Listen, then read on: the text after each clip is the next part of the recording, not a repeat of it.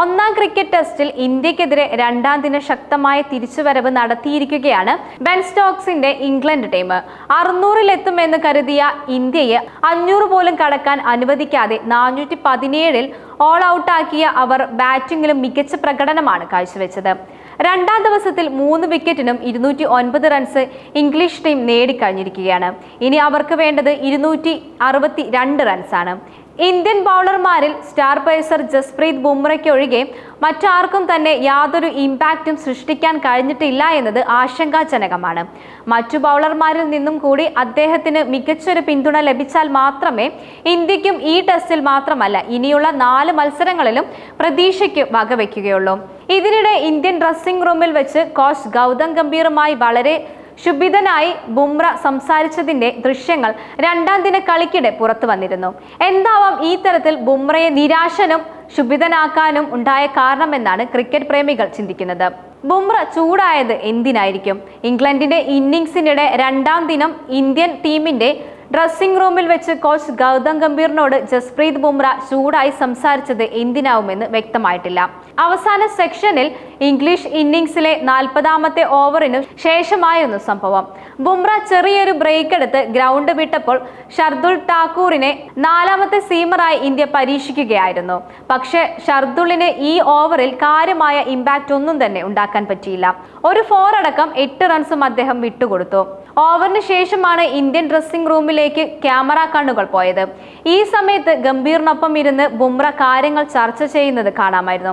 വളരെ അസ്വസ്ഥതയും ക്ഷുഭിതനുമായിട്ടാണ് ബുംറ പെരുമാറിയത്. ഗ്രൗണ്ടിലേക്ക് നോക്കി കൈകൾ കൊണ്ട് അദ്ദേഹം പല ആംഗ്യങ്ങളും കാണിക്കുന്നതും പല കാര്യങ്ങളിൽ അതൃപ്തി പ്രകടിപ്പിക്കുന്നതും ദൃശ്യങ്ങളിൽ കാണാമായിരുന്നു. പക്ഷേ ഗംഭീർ ഇവയോടൊന്നും തന്നെ കാര്യമായി പ്രതികരിക്കാതെ നിശബ്ദനായി ഇരിക്കുകയാണ് ചെയ്തത്. എന്തായിരിക്കും ബുംറയെ ചൊടിപ്പിച്ചിട്ടുണ്ടാവുക?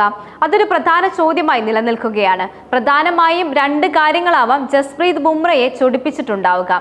ഒന്നാമത് ബൗളിംഗിൽ തനിക്ക് മറ്റുള്ളവരിൽ നിന്നും ഒട്ടും തന്നെ പിന്തുണ കിട്ടുന്നില്ല എന്നതായിരിക്കും.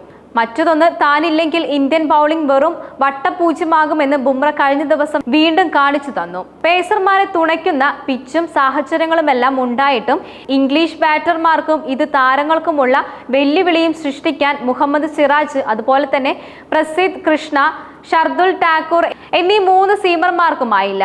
തനിക്ക് ഈ പിച്ചിൽ ഇത്രയും നന്നായി പന്തെറിയാൻ സാധിക്കുന്നുണ്ടെങ്കിൽ മറ്റുള്ളവർക്ക് എന്തുകൊണ്ട് അതിന്റെ പകുതി പോലും ഇമ്പാക്റ്റ് ഉണ്ടാക്കാൻ കഴിയുന്നില്ല എന്നാണ് ബുംറ സ്വാഭാവികമായി ചിന്തിക്കുന്നത്.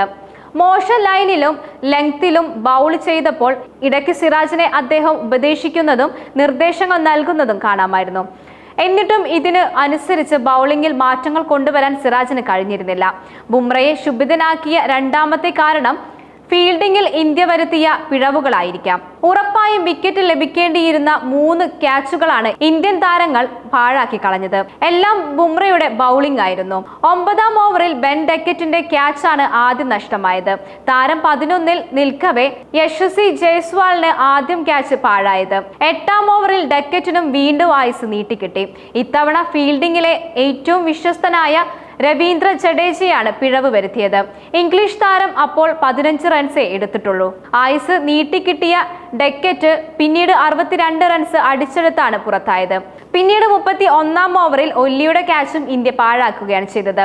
ജയ്സ്വാൾ ആണ് ഒരിക്കൽ കൂടി വില്ലനായത്. ഈ ക്യാച്ച് എടുത്തിരുന്നെങ്കിൽ പോപ്പ് 60ന് ഔട്ടായേനെ. രക്ഷപ്പെട്ട താരം അപരാജിത സെഞ്ചുറിയുമായി ഇപ്പോഴും ക്രീസിലുണ്ട്.